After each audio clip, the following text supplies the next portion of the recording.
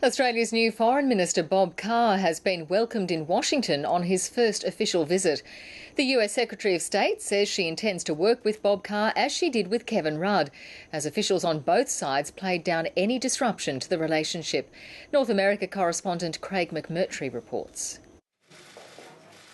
It was only 8 weeks ago that Kevin Rudd abruptly quit as Foreign Minister in Washington.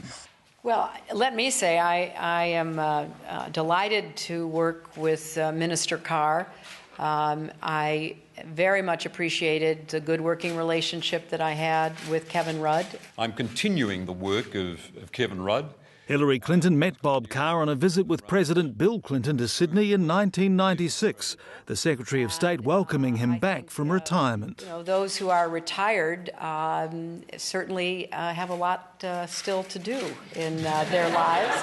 Despite struggles with her name, and Prime Minister Gillard announced the Foreign Minister says, unlike sections of the media, no one in the Obama administration's confused about the Prime Minister's Afghanistan withdrawal timetable.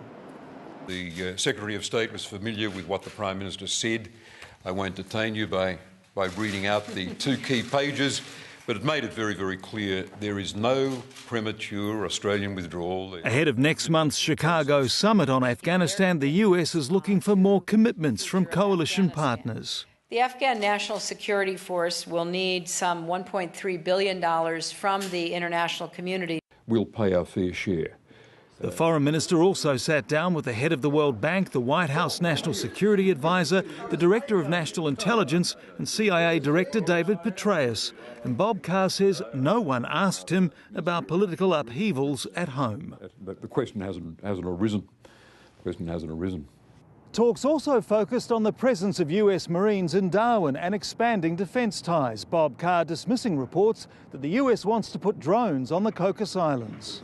The new Foreign Minister says he's honoured to be in Washington putting the Australian case. Congratulations on this job. Thank you. Thank you. And senior US officials insist they're picking up with Bob Carr where they left off with Kevin Rudd.